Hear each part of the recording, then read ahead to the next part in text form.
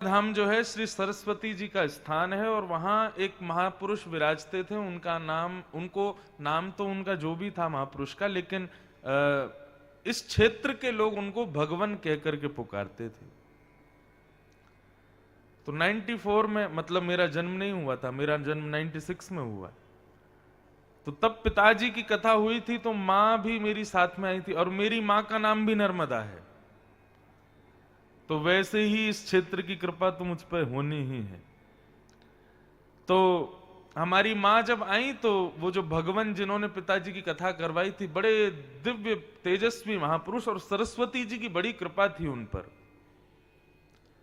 तो मां ने जब उनको प्रणाम किया, तो वे बोले कि 97 में ठाकुर जी ने हमको दूसरी डेट दी है कथा की, और तब आपका पुत्र आना चाहिए कथा में।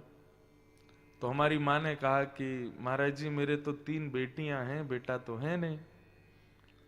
तो महाराज जी बोले कि 97 में जो हमारे यहाँ कथा होगी, उसमें कृष्ण जन्माष्टमी जन्मोत्सव वाले दिन पंडाल के प्रमुख द्वार से जब डलिया आएगी, उसमें लाला के रूप में आपका ही पुत्र आएगा। श्रावण कृष्ण नवमी तिथि बता दी मां को। श्रावण कृष्ण नवमी के दिन आपके घर पुत्र होगा। और मेरी तिथि, जन्म तिथि यही है, श्रावण कृष्ण नवमी 96, और ये बात है 94 की। तो जब मेरा जन्म हुआ, तो पूज्य माताजी पिताजी दोनों का ये भाव रहा कि हमको जो ये पुत्र प्राप्त है, ये श्री इंदौर में जो विद्या धाम है, वहां की कृपा प्रसादी है। अब मैं जन्म लेने के बाद 97 में इंदौर आया था, उसके बाद सीधा मैं इंदौर आया 2016 में। तब मैं विद्याधाम गया था। तो भगवान तो बहुत वर्षों पहले ही परम पद उनका हो गया, परंतु उनके शिष्य परिकर सब जानते हैं कि ये इंद्रेश जी जो हैं, ये हमारी सरस्वती मैया के ही प्रसाद हैं। तो 2016 में मैं गया था, तब से अब तक मैं इंदौर कम से कम 10 बार आ गया, लेकिन विद्याधाम नहीं गया। कल कहीं जाने का कोई क्रम नहीं था, क्योंकि आज निकलना है। तो कल रात्रि बड़ा व्यस्त था, एक गुना से भैया आए थे, रात में 3 बजे तो मैं सोया कल। तो बड़े काम थे कल करने को। लेकिन कथा में आने से पहले एक बालक विद्याधाम का आया, और जब वो आया तो आकर के इतना भावुक, कंठ उसका भरा हुआ। मैंने कहा क्या हुआ भैया बताओ। बोले महाराज जी, मैं सो रहा था, तो स्वप्न में भगवान आए थे, जो महाराज जी थे, और भगवान आकर के कह के गए कि इंद्रेश इस वर्ष 3 बार इंदौर आया, लेकिन विद्याधाम नहीं आया। अब उनको कैसे पता? बोले स्वप्न में आकर के महाराज जी ने आग्रह किया कि इंद्रेश को कहो कि वो हमारी सरस्वती विद्या देवी का ही प्रसाद है। अब इस वर्ष की अंतिम कथा वो करके वापस वृंदावन जाए, उससे पहले मां को प्रणाम करे, मां उसको याद कर रही है। कल रात कथा करके जो मैं भागा हूं इंदौर, और वहां पर असंख्य लोग उमड़े थे मिलने के लिए, और जब जाकर के वहां प्रणाम किया तो लगा मेरी वास्तविक मां मेरे सामने बैठी है, जिनकी कृपा से आज मैं कथा कह पाता हूं। ये किसकी कृपा? सरस्वती की तो कृपा है। कथा कहना, सुनाना, लोगों के हृदय में भक्ति प्रकट करना, कीर्तन गाना, पद गाना, ये सरस्वती की कृपा ना हो। नहीं तो आप यदि मेरी दिनचर्या देखें, तो ना तो मैं रियाज करता हूं, ना मैं समय पर सोता हूं, ना समय पर भोजन करता हूं, लेकिन फिर भी ये कंठ यदि सुधरा हुआ है तो ये सरस्वती की कृपा है, और ये उन्हीं विद्या देवी की कृपा है। कल रात्रि जाकर के मैं बड़ा भावुक हुआ, मां को प्रणाम किया, और इस भूमि को प्रणाम किया, मालवा की भूमि को, क्योंकि इस भूमि की मुझ पर बड़ी कृपा है।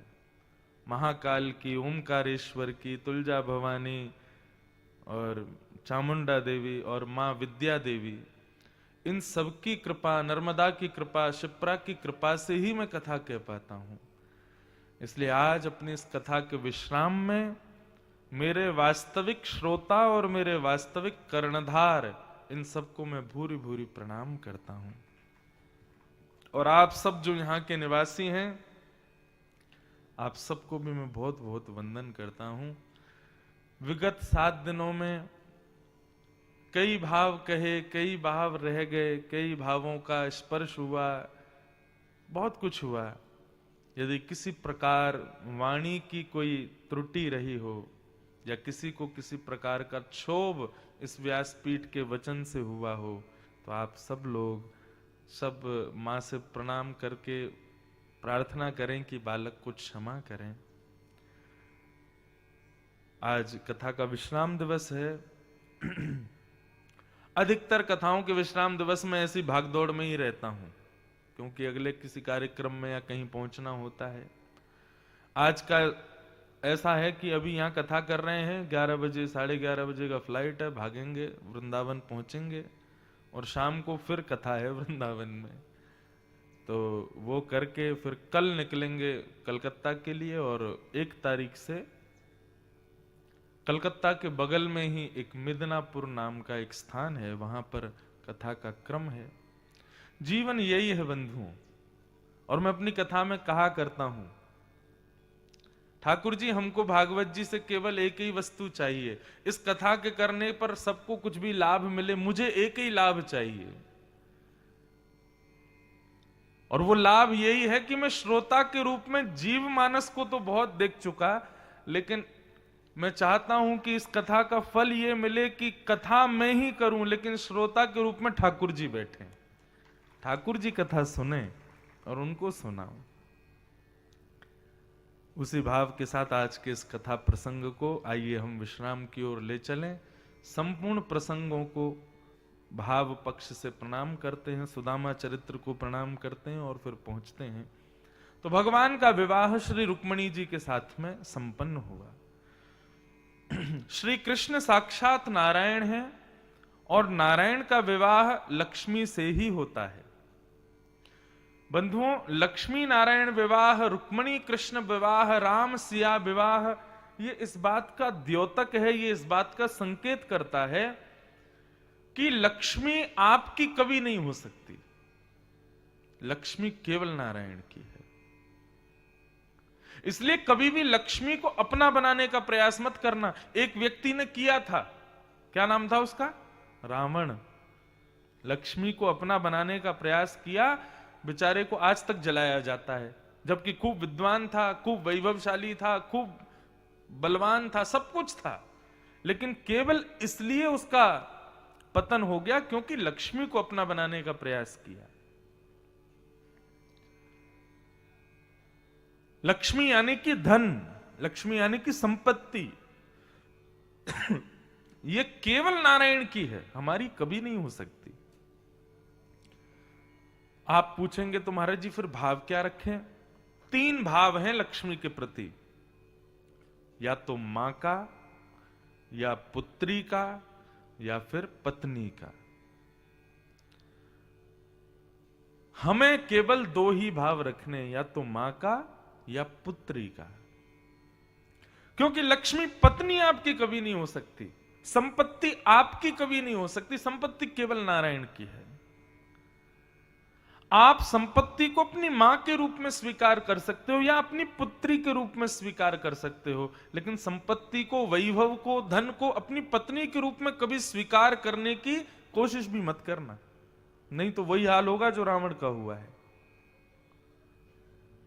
उत्तम, मध्यम, अधम, 3 प्रकार के धन का व्यय करने वाले लोग होते हैं।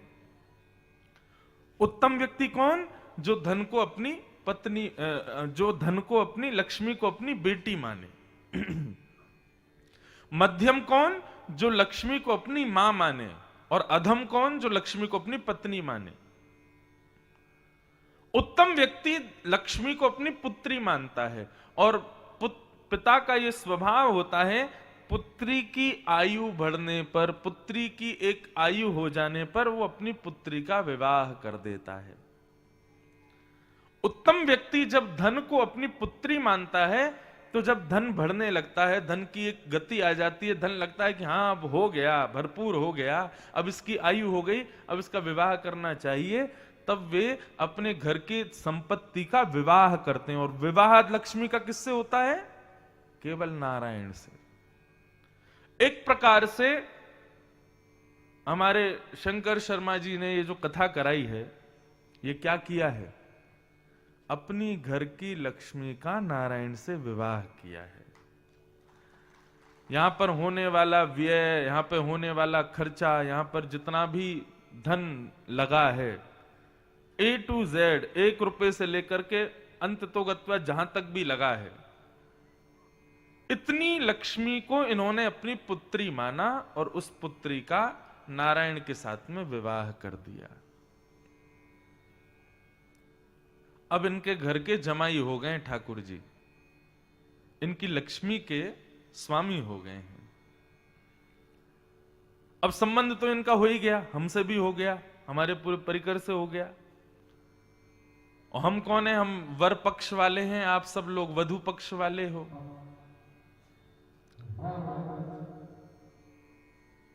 बोले भैया ने कहा आज और कथा करन दो, फिर कछु कर लियो भैया।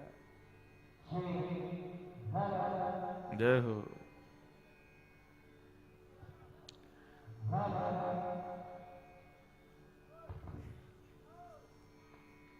हाँ, तो ध्यान से सुनो।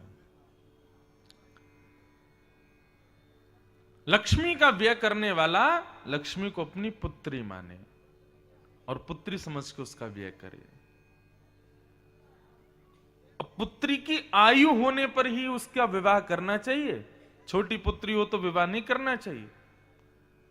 आयु हो गई तो ये कथा करा लिए, यज्ञ करा लिए, अनुष्ठान करा लिए, ये सब लक्ष्मी का नारायण से विवाह है।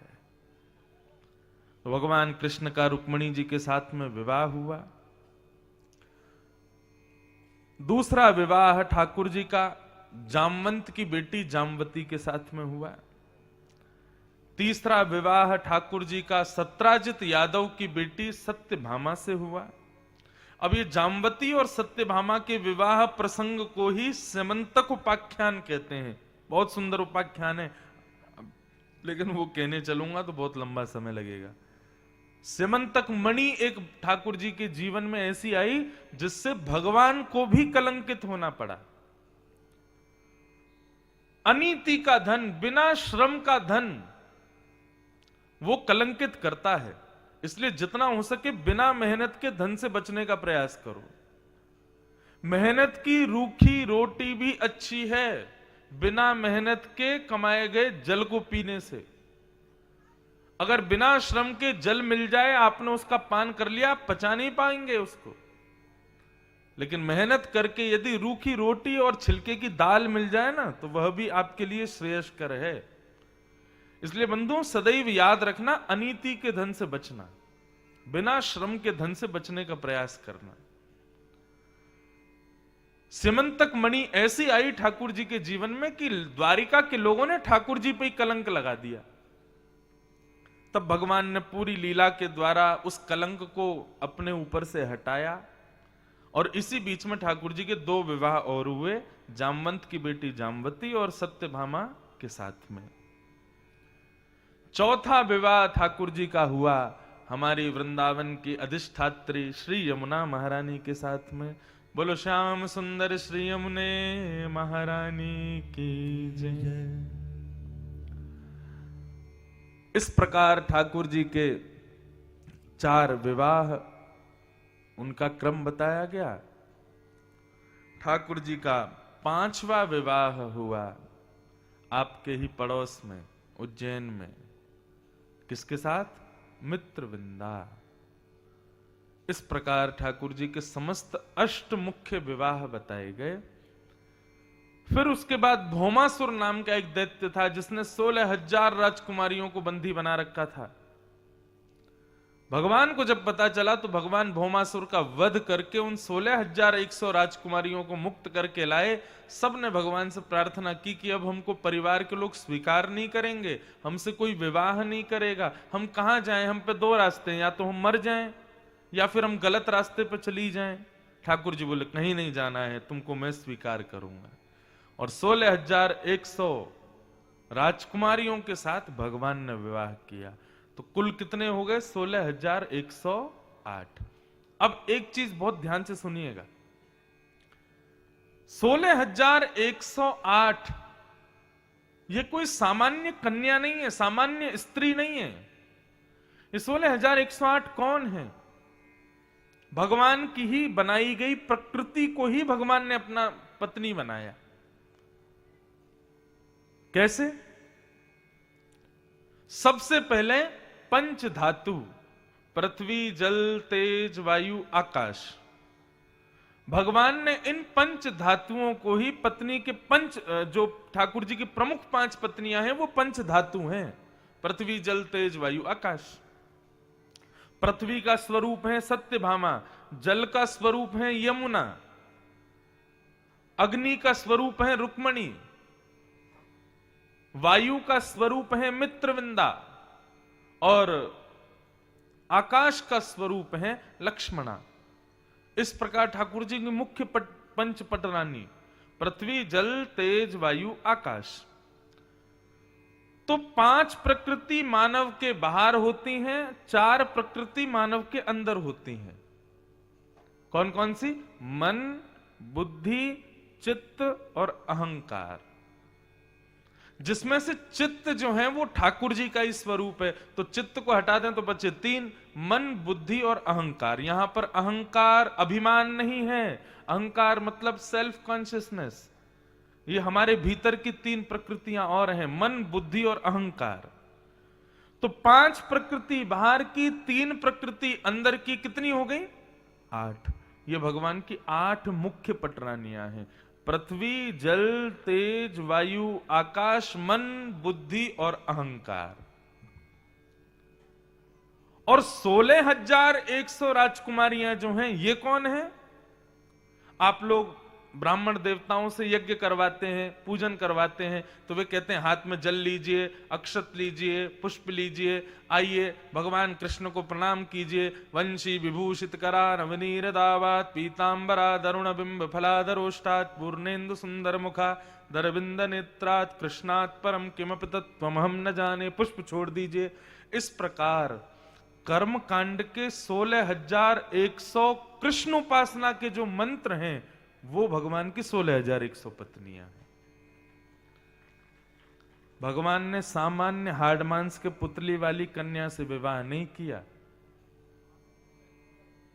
पृथ्वी, जल, तेज, वायु, आकाश, मन, बुद्धि, अहंकार और 16,100 मंत्रों से ठाकुर जी ने विवाह किया।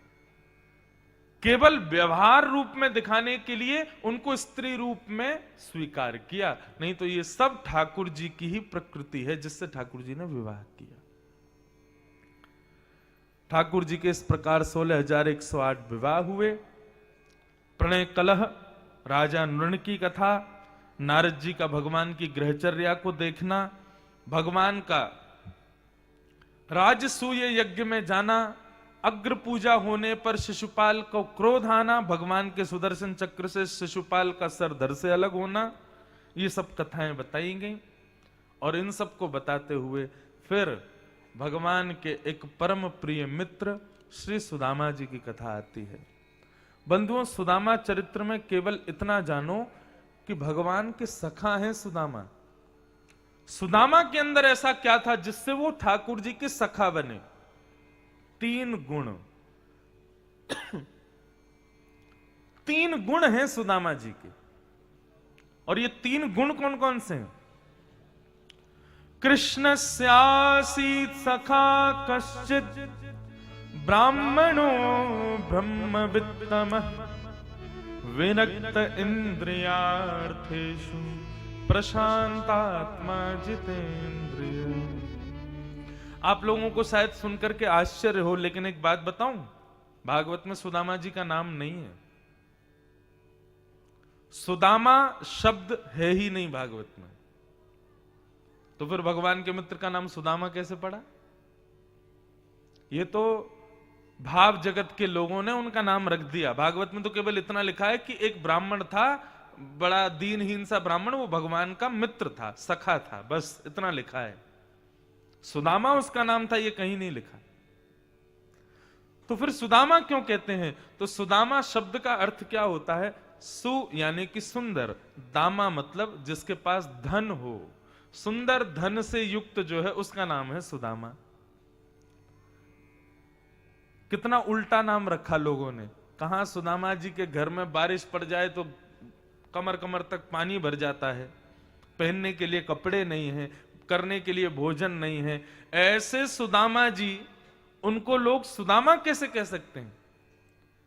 तो एक संत ने बड़ी सुंदर इसका उत्तर दिया, बोले कि इनका नाम सुदामा इसलिए रखा गया क्योंकि संसार जिसको धन मानती है ना, संसार जिसको धन के रूप में स्वीकार करता है, वो सुंदर धन नहीं है। क्यों? आज मिला कल खर्च हो जाएगा। लेकिन सुदामा जी के पास ऐसा धन है वो कभी खर्च नहीं होता, और वो है भगवान के नाम का धन। जितना भी गावें, जितना भी बोलें, जितना भी बांट दें, वो नाम धन कभी खत्म नहीं होता। इसलिए उनका नाम सुदामा, क्योंकि उनके पास ठाकुर जी का नाम रूपी धन है। सुदामा जी के अंदर 3 गुण हैं जिसकी वजह से वो ठाकुर जी के सखा हैं। पहला गुण विरक्त इंद्रिय, अपनी इंद्रियों से विरक्त हैं। हम लोग इंद्रियों से विरक्त नहीं है, इंद्रियों में आसक्त हैं। कैसे आसक्त हैं? जीव को जब जो चाहिए तुरंत देंगे, कान को जब जो चाहिए तुरंत देंगे, आंखों को जब जो देखना है तुरंत दिखाते हैं।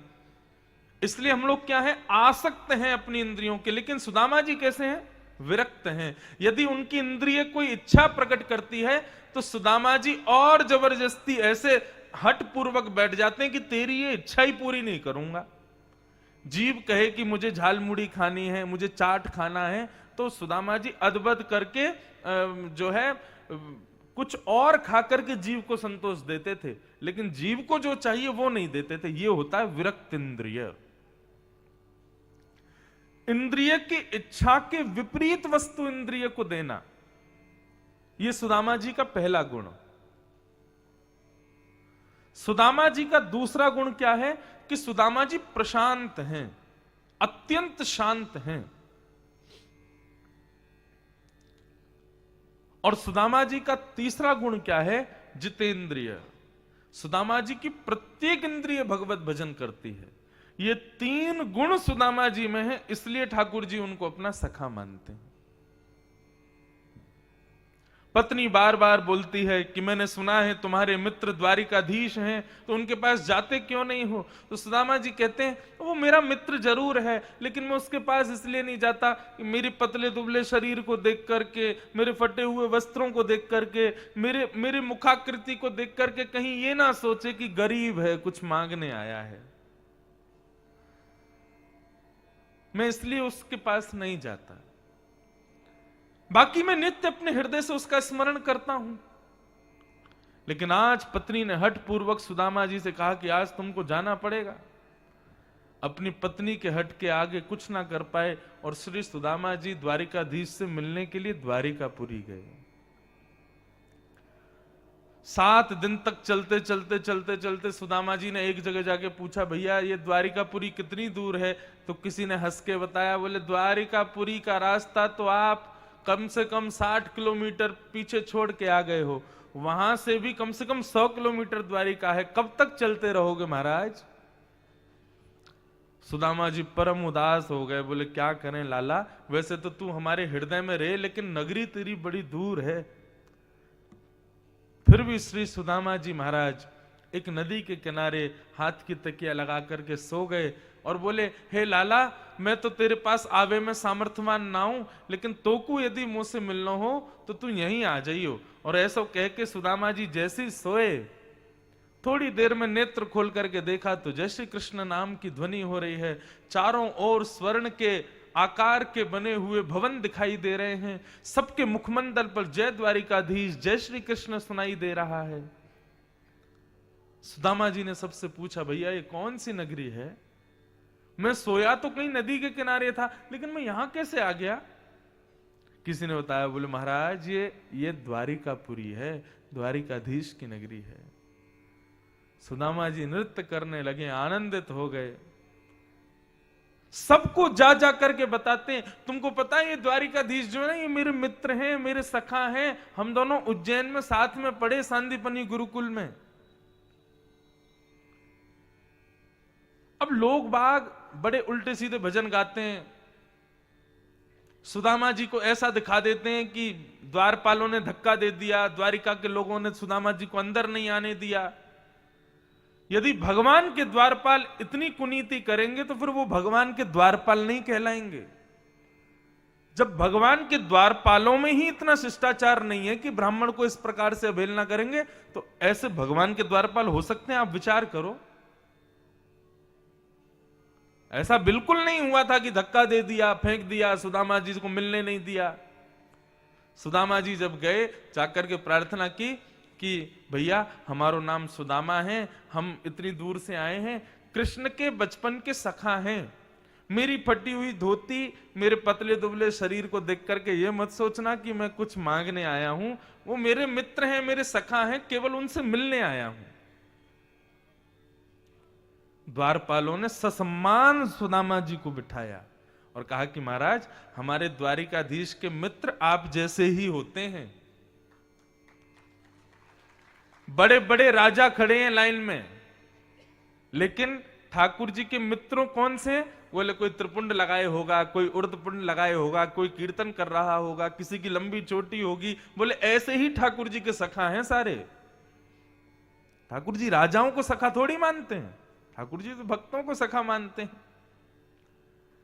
लेकिन अभी ठाकुर जी प्रसाद पा रहे हैं, आपकी आज्ञा हो तो थोड़ी देर बैठी हम देख के आए। भीतर जाके द्वारपालों ने देखा ठाकुर जी प्रसाद पा रहे थे। द्वारपालों ने बड़े सकुचाए भाव से कहा, नाथ क्षमा करना, बीच में व्यवधान दे रहे हैं, लेकिन द्वार पर एक दुर्बल सा ब्राह्मण आया है। उसके मस्तिष्क के तेज को देख करके लगता है परम ज्ञानी है, परंतु उसके वस्त्र, परंतु उसका अंग, वो देख करके लगता है कि 4 दिन से भोजन भी नहीं किया होगा। आपको अपने बचपन का सखा बताते हैं, उज्जैन में आपके साथ सांदीपनी गुरुकुल में पढ़े थे। अब तक तो भगवान भोजन करते जा रहे थे, सुनते जा रहे थे, लेकिन जैसे ही बताया कि उन्होंने अपना नाम सुदामा बताया है, ये भाव सुनते ही ठाकुर जी का कवल रुक गया, मुख से भोजन खाना बंद कर दिया। ठाकुर जी बोले, सुदामा जी आए हैं, मेरे मित्र, मेरे सखा सुदामा जी आए हैं? बोले जी महाराज, द्वार पर खड़े हैं। ठाकुर जी बोले, तुम उनको द्वार पे छोड़ा है, भीतर नहीं लेकर के आए? मेरे सखा सुदामा आए हैं, भोजन की थाली दूर की है, 16,100 पटरानियां नए नए व्यंजन लेकर के हाथ में खड़ी हैं, बड़े बड़े महामंत्री कुबेर आदि देवता आकाश में खड़े हैं ठाकुर जी के हाथ धुलाने को, ठाकुर जी को जल पिलाने को, ठाकुर जी की सेवा करने को। सबको छोड़ करके जगन्नाथ दौड़े हैं अपने मित्र से मिलने के लिए। मुकुट कहीं गिरा है, गले की मालाएं टूट टूट करके गिर रही हैं। महामंत्री, सेनापति, रुक्मणी, जामवती, सत्यभामा, यमुना सब दौड़ रही हैं और ठाकुर जी सबसे आगे आगे दौड़ रहे हैं कि मेरा मित्र, मेरा सखा सुदामा आया है। दौड़ करके मुख्य द्वार पर जाकर के जैसे सुदामा को देखा, मानो ठाकुर जी ने इतनी जोर से अपने हृदय से लगाया कि बस थोड़ी देर अगर ठाकुर जी नहीं छोड़ते तो सुदामा जी ठाकुर जी में विलीन हो जाते। नेत्रों से झरझर के आंसू बह रहे हैं ठाकुर जी के।